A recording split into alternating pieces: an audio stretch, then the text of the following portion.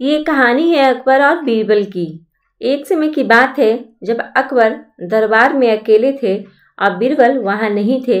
इसी बात का फायदा उठाकर कुछ मंत्री बीरबल के खिलाफ महाराजा अकबर के कान भरने लगे।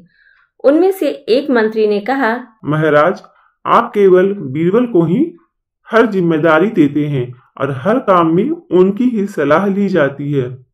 इसका मतलब यह है कि आप हम सबको अयोग्य समझते हैं, मगर ऐसा नहीं है। हम भी बीरबल जितने ही योग्य हैं। महाराज अकबर को बीरबल बहुत प्रिय थे। वह उनके खिलाफ कुछ भी नहीं सुनना चाहते थे, लेकिन अकबर ने मंत्रियों को निराशा ना करने के लिए एक समाधान निकाला।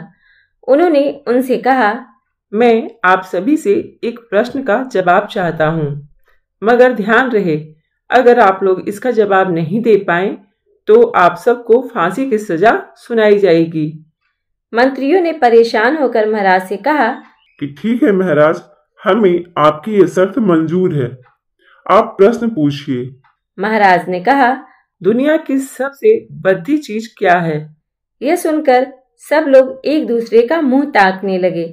अकबर ने कहा, याद रहे, इस प्रश्न का उत्तर सटीक होना चाहिए। मुझे कोई भी अटपटा सा जवाब नहीं चाहिए।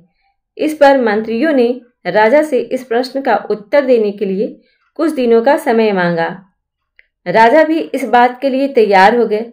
सभी मंत्री इस प्रश्न का उत्तर ढूंढने लग गए। पहले ने कहा, दुनिया की सबसे बड़ी चीज भगवान है।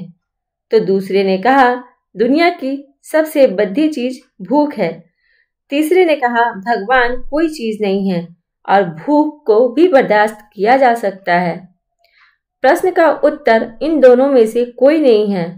धीरे धीरे समय बीतता गया और अकबर से ली गई समय भी गुजरती गई। फिर भी सवाल का जवाब न मिलने पर सभी मंत्री परेशान हो गए और परेशान होकर बीरबल के पास पहुंचे और उन्होंने अपनी पूरी कहानी सुनाई। और बीरबल ने कहा, मैं तुम्हारी जान बचा सकता हूँ, लेकिन तुम्हें वही करना होगा जैसा मैं कहूँगा।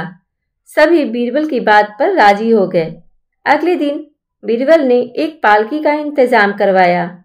बीरबल ने 2 मंत्री को पालकी उठाने का काम दिया, तीसरे से अपना जूता पकड़वाया और खुद को पालकी में बैठकर वहां से चलने के लिए कहा। जब सभी बीरबल को लेकर दरबार में पहुंचे तो अकबर महाराज इस मंजर को देखकर हैरान थे। इससे पहले कि वो कुछ बीरबल से पूछते, बीरबल ने खुद ही बोले, महाराज, दुनिया की सबसे बड़ी चीज मजबूरी होती है। ये सब अपनी मजबूरी के कारण ही मेरी पालकी को उठाकर यहाँ लाए हैं। यह सुनकर महाराज अकबर मुस्कुराए और सभी मंत्री शर्म के कारण सिर झुकाए खड़े रहे।